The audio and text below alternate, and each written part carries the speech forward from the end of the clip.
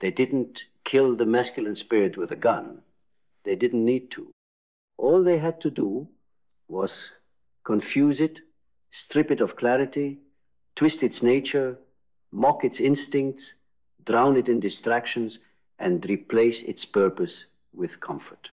They shamed strength, ridiculed discipline, and sedated the warrior with convenience. And now millions of men wander with their heads bowed, their eyes glazed, their hearts heavy, not because they are weak, but because they are being weakened. Not because they are lost, but because they've been deliberately misled. This isn't a random crisis.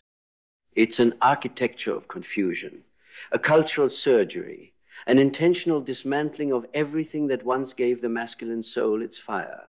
If you are a man today, and you feel like something is off, as if you're chasing pleasures that don't satisfy, as if you're shrinking while pretending to be strong, as if your spirit is stuck in some invisible fog, you are not alone. You are standing in the aftermath of a war you didn't know was being fought. You were born into a battlefield dressed up like paradise. But look closer and you'll see the damage. The father erased, the role reversed, the instinct pathologized, the voice silenced, the identity blurred beyond recognition. You were taught to question your nature, apologize for your fire, and bury your hunger under a smile.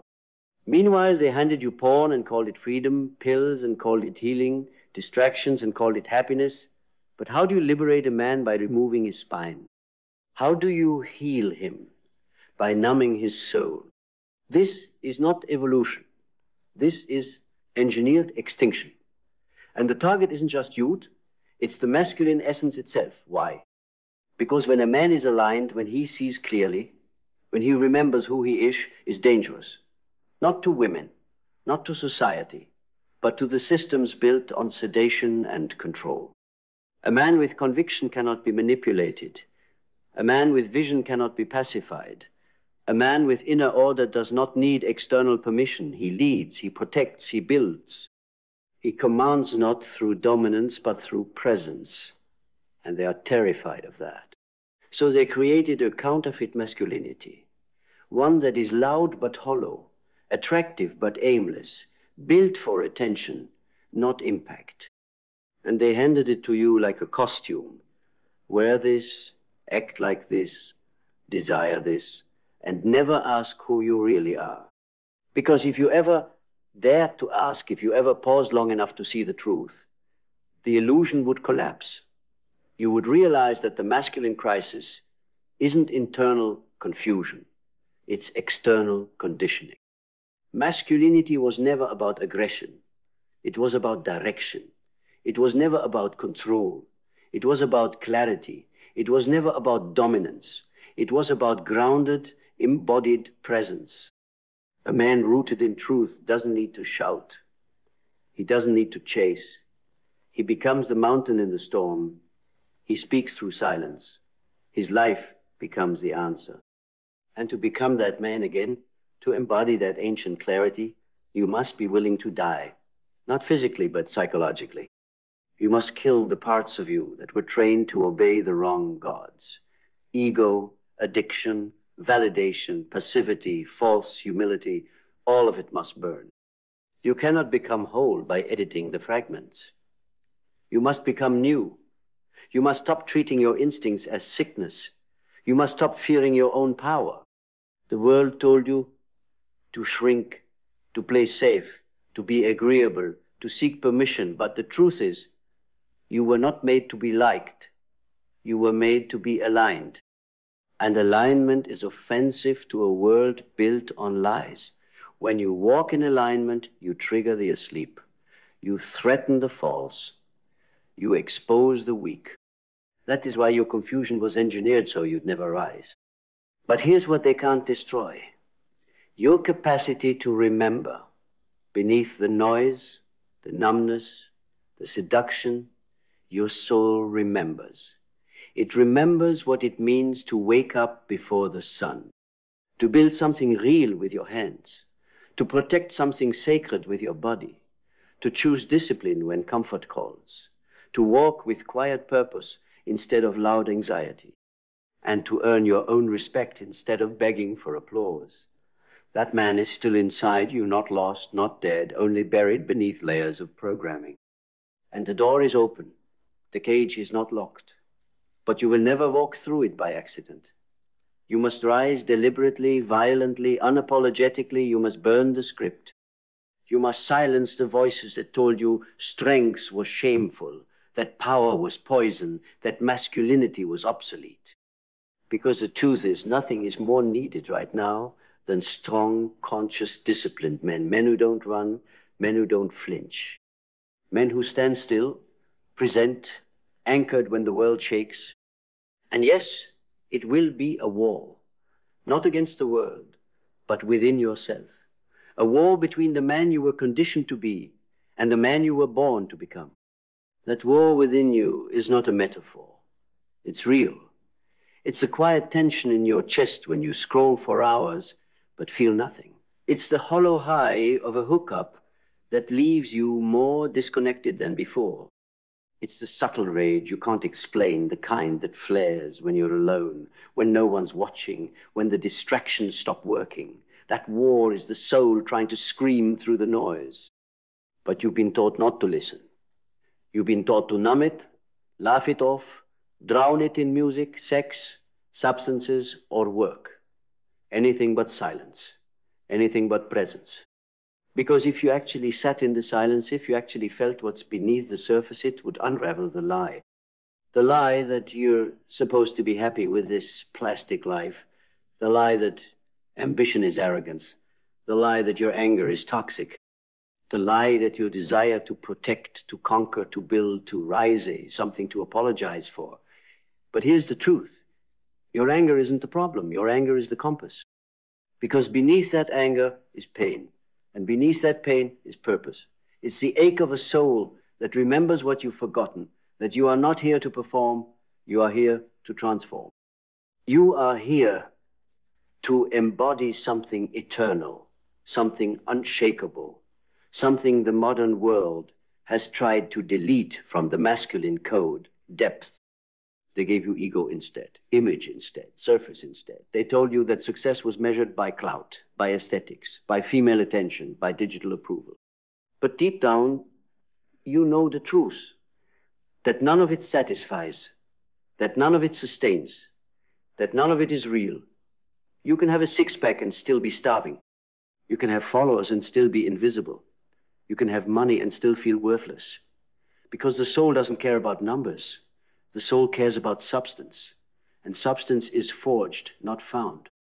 It's built in silence, in resistance, in sacrifice, in delayed gratification, in saying no when everything in you wants to say yes. That is the masculine path. Not a loud rebellion, but a quiet revolution of the self. You were not built to seek approval.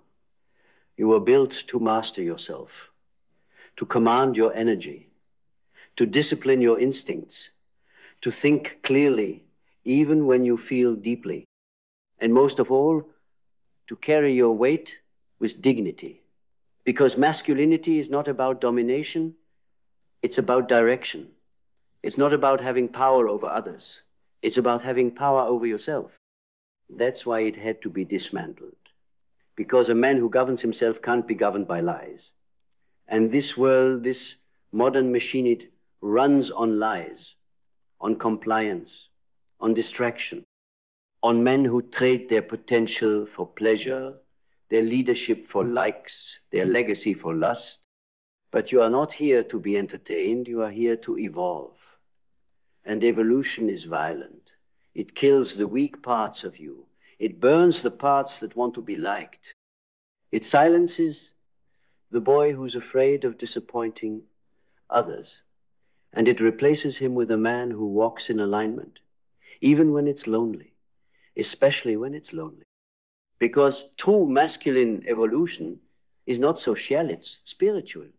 You become a different frequency, and the world, unable to understand you, will try to shame you. They'll call you too intense, too cold, too aggressive, too rigid, too independent, too serious. But that's only because you remind them of what they abandoned. You remind them of the father they resented, the discipline they escaped, the mirror they can't face. So you must stop asking for understanding. Stop chasing validation. Stop diluting yourself for people who profit from your confusion. Because the truth is this: nobody is coming to save you. Not society, not a woman, not your boss, not your government, not even your mentor. The masculine path is one of sovereign rebirth. No applause, no permission. Just clarity, commitment, and consistency when no one's watching. That is how power is built. That is how legacy is forged. That is how you rise not once, but daily. And you don't rise by accident. You rise by ritual, by deciding that your habits will align with your values, that your words will match your actions, that your thoughts will be filtered through truth, not impulse, and that your body, your temple, will no longer be a landfill for weakness, because everything about you is either building your mission or betraying it. There is no neutrality. Every choice is a vote. Every action is a brick. And your life is your architecture. What are you building? A fortress or a prison? Most men today are not building anything. They're wandering in circles, feeding the algorithm, consuming other men's courage while never developing their own. But here's the uncomfortable reality. If you are not creating, you are being consumed. If you are not leading, you are being led. If you are not mastering yourself, someone else is. And they are not doing it for your benefit. They are doing it to keep you comfortable, compliant, and dependent. That is the real slavery. Not chains, not whips, but comfort without purpose, pleasure without sacrifice, stimulation without substance. That is how empires fall. Not through war, but through softness, through men who abandon their edge, through kings who forget their kings. And you, whether you believe it or not, were born to wear a crown, not of gold, but of responsibility, not of status, but of structure, not of applause, but of alignment. That crown is heavy. It's forged in solitude. It requires clarity, restraint, and conviction. But it is the only thing worth carrying. Because a man with a crown doesn't chase women. He builds kingdoms. He doesn't react to life. He commands it. He doesn't seek to be saved. He becomes the safe place. And that man, that quiet, dangerous, sacred man is what this world is starving for. Not influencers, not followers, not seducers, but builders, protectors, teachers, fathers, warriors, leaders. You don't have to be perfect to be him. You just have to begin. Begin the inner war. Begin the detox. Begin the dismantling of the lie. Because beneath the noise, the fear, the failure, the lust, the addiction, there is still a man inside you. Not a boy playing dress up. Not a performer looking for applause. A man, solid, still, silent, strong. And he's waiting for you to remember, not just who you are, but who you were always meant to become. But before you become him, you will be tested, not by others, by yourself. You will feel the friction between the man you pretend to be and the man you were born to be. You will feel the pull of comfort, the seduction of escape, the ache of solitude, and everything in you will want to return to the soft illusion, the familiar numbness, the quiet death that looks like peace. But you must resist, because every great man who has ever walked this earth has passed through fire. Not the fire of applause, the fire of isolation, of discipline, of daily brutal honesty. And that fire will not destroy you. It will refine you. It will burn the coward. It will purify the king.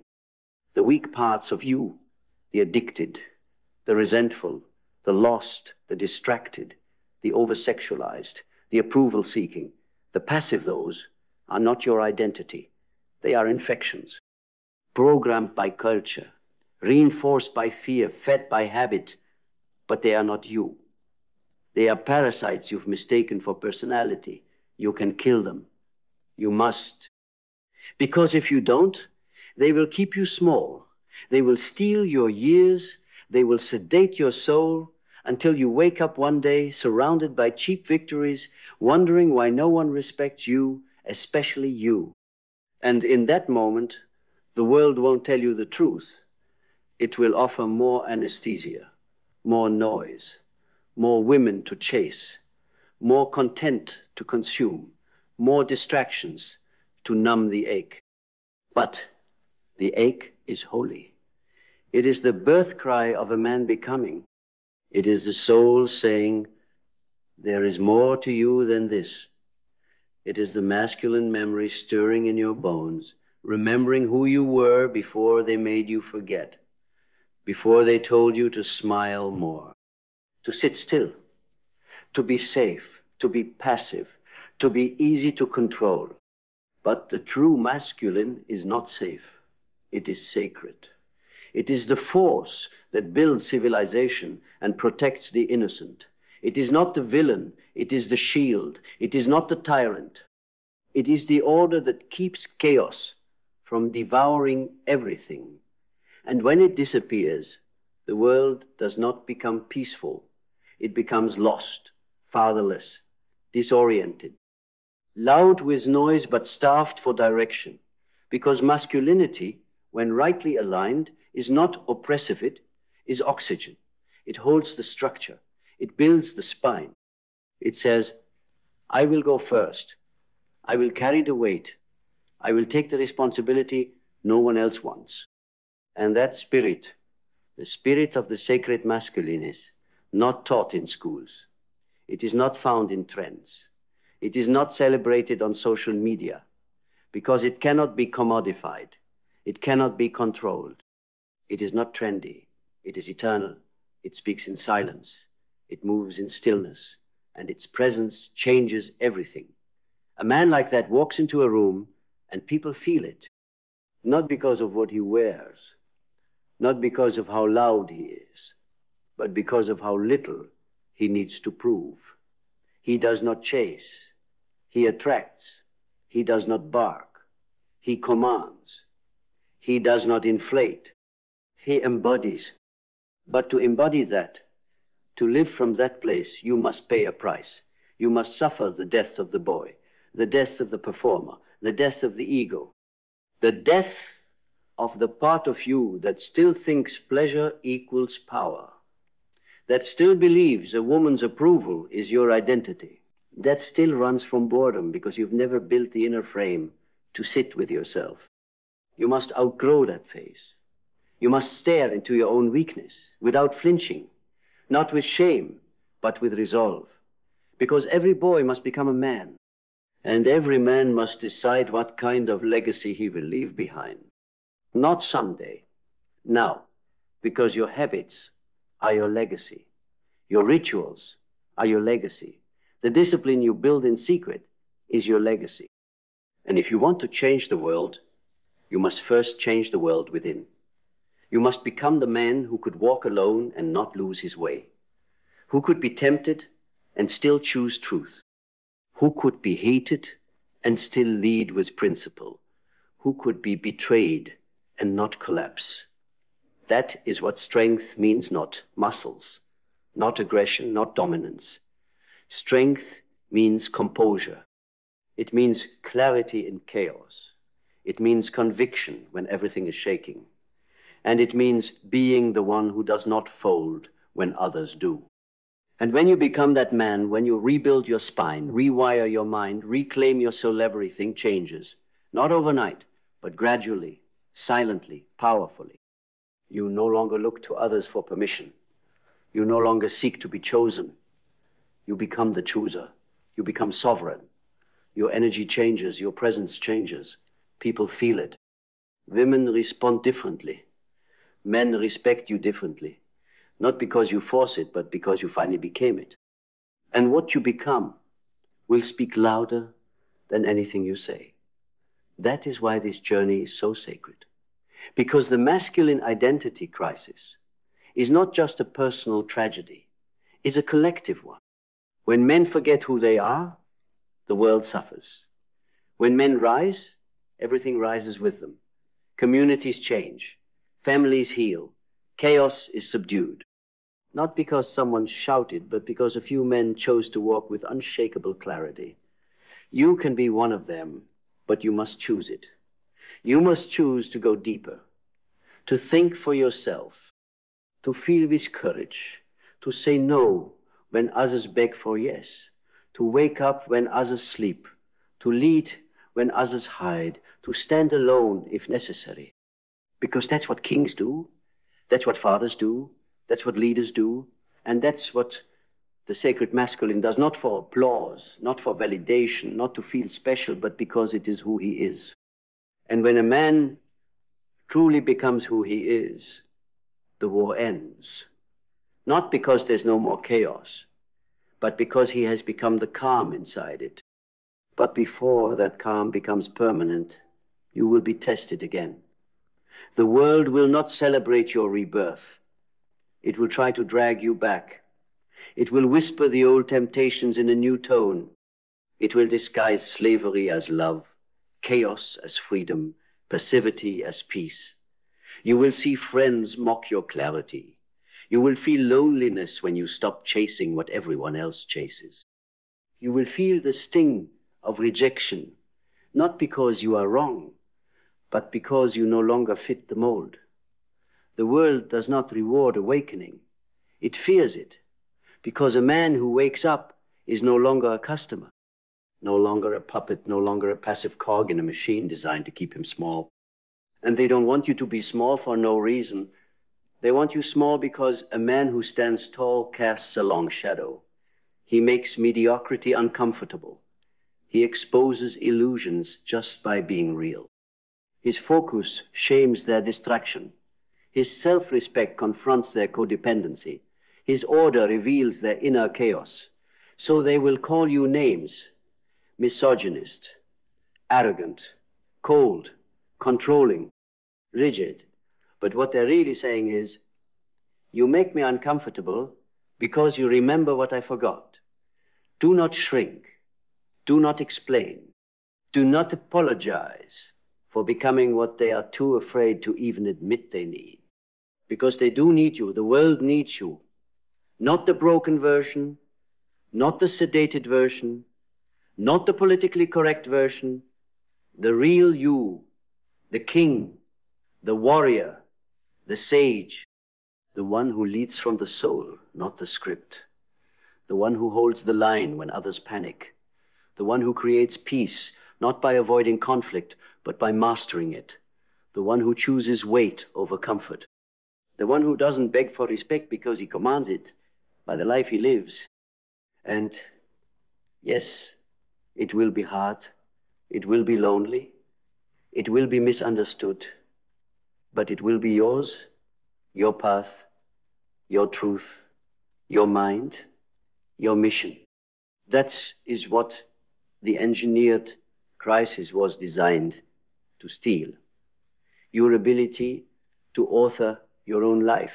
They fed you so many ideas about what a man should be that you forgot to ask who you are when no one's watching. But now you remember, or at least you're beginning to. And from that memory comes responsibility. Not the kind imposed by culture, the kind whispered by the soul. The responsibility to live as if your existence is sacred, to walk as if your ancestors are watching, to act as if your sons are learning from your every move, because they are. Whether you know it or not, you are shaping the next generation by how you show up right now. Not someday, today. In your discipline, in your restraint, in your decisions when no one's looking. That is where the masculine identity is restored, not in loud declarations, but in quiet daily choices. In how you speak to yourself, in what you say no to, in what you build in the dark when no one claps. There is no ceremony for this, no medals, no cheers, just a new frequency, a deeper peace, a sharper mind, a cleaner conscience, a fire that doesn't need to prove itself anymore, because you will have become the man you once dreamed of. And not by chasing him, but by removing everything that isn't him, by burning the false selves, by grieving the wasted time, by reclaiming your breath, your posture, your gaze, your word. And one day, without realizing it, you will look in the mirror and see a man who no longer flinches, no longer chases, no longer needs permission, because he remembers what it means to walk with sacred weight, to protect without fear, to speak without noise, to move without rushing, to serve without expecting, to lead without pride. And that remembering is the death of the engineered lie. It is the resurrection of the masculine soul. And when that soul rises, everything around it changes. Environments shift. Standards rise. Women respect it. Children feel safe near it. Chaos retreats from it because it has returned, not as a trend, not as a slogan, as a presence, a frequency, a force, not loud, not arrogant, not performative, just real, still, grounded, clear. And that kind of man, that kind of masculinity is the most rebellious act in a world built to erase him. Because you cannot control a man who knows who he is. You cannot manipulate a man who fears nothing but living a lie. You cannot seduce a man who already has depth. And you cannot shame a man who has burned everything false inside him. That is your destiny. Not fame, not applause, not image, depth, integrity, peace, power, the kind that builds legacies in silence. That carries generations without complaint. That walks into rooms and shifts the atmosphere without saying a word. But make no mistake, this is not a return to some nostalgic, outdated version of masculinity. This is not about reclaiming power for domination. This is about integration, about becoming whole, about taking the raw, ancient fire of the masculine and channeling it with wisdom, not repression, not suppression, but refinement, evolution, transformation. This is not about becoming someone new. It's about becoming fully who you always were, before the world hijacked your instincts and turned your soul against itself. The masculine identity crisis wasn't just engineered to keep men weak, it was engineered to keep men disconnected from meaning. Because a man connected to meaning is dangerous. He doesn't waste energy. He doesn't argue over nonsense. He doesn't live for approval. He moves with precision. He protects with conviction. He builds with endurance. He speaks only when the silence won't serve, that man cannot be seduced by chaos. He creates order with every step. And when enough men become that, when enough men reclaim that inner alignment, the culture shifts, the confusion fades. The next generation is spared the curse of fatherlessness, not just in the home, but in the soul. Because the father archetype isn't just a man in a house. It's the principle of structure, of sovereignty, of silent power. And that principle has been missing not just in society, but inside of you. That's why nothing feels stable. That's why your heart aches when you don't even know why. That's why you feel lost even when life looks good. Because deep down, you know what's missing. The father within you, the one who says no when pleasure calls, yes when responsibility knocks, I will. When everyone else waits for motivation, the one who doesn't collapse when others do, the one who holds the damn line. You were never meant to be agreeable. You were never meant to be tame. You were never meant to be soft and palatable to a world that profits from your passivity. You were meant to carry weight. You were meant to embody truth. You were meant to be forged, not pampered, treed, not coddled, built, not medicated. You were meant to be the mountain in a world of shifting sand. So stop apologizing, stop explaining, stop negotiating your nature for temporary acceptance. You don't need more validation. You need more alignment. You don't need more strategy. You need more sovereignty.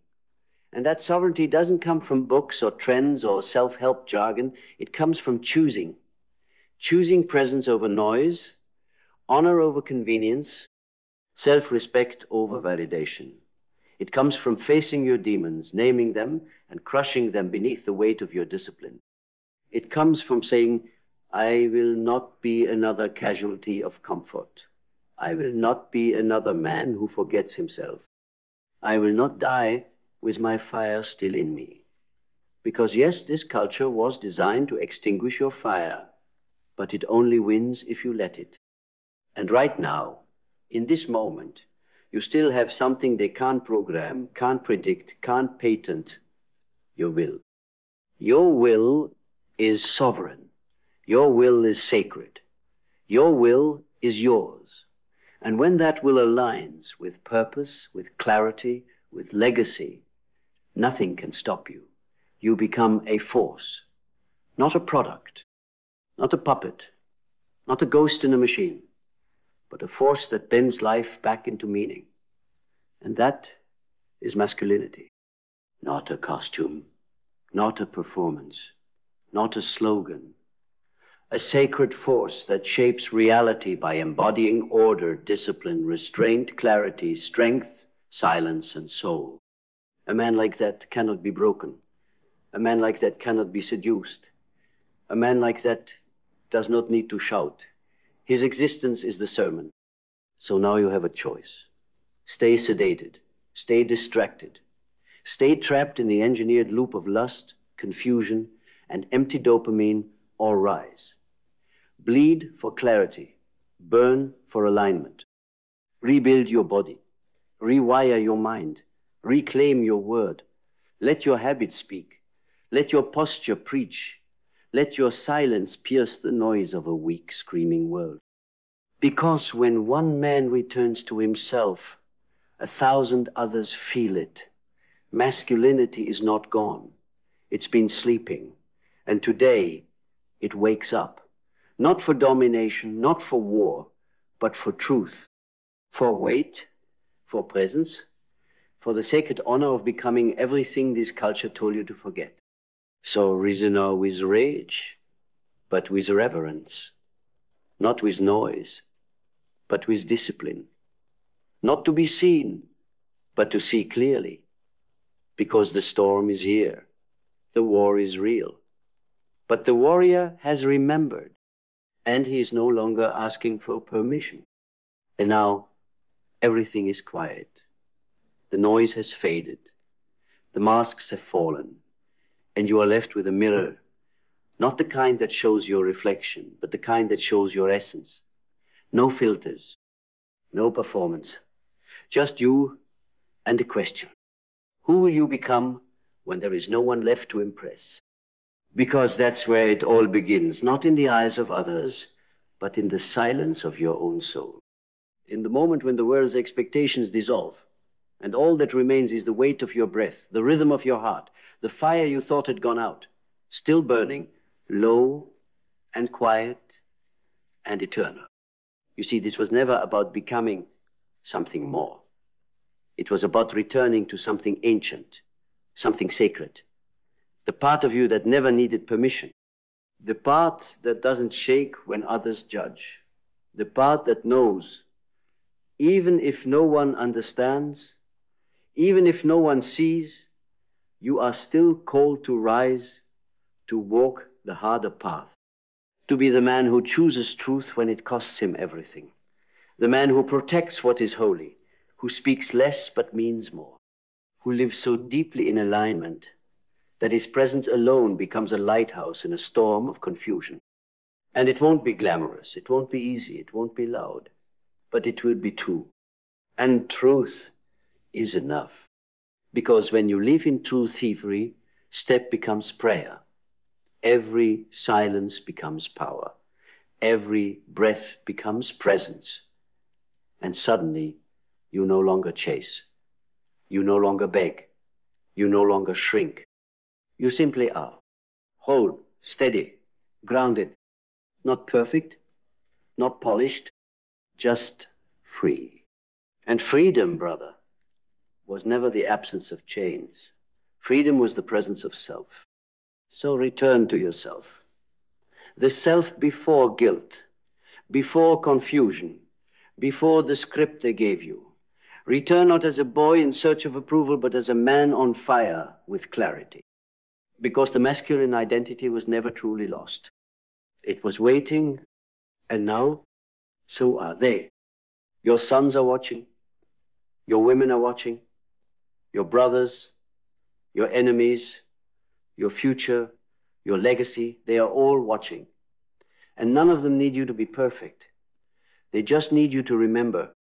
So walk, not with noise, with weight, not with force, with presence, not with pride, but with the quiet, unshakable conviction of a man who finally knows who he is.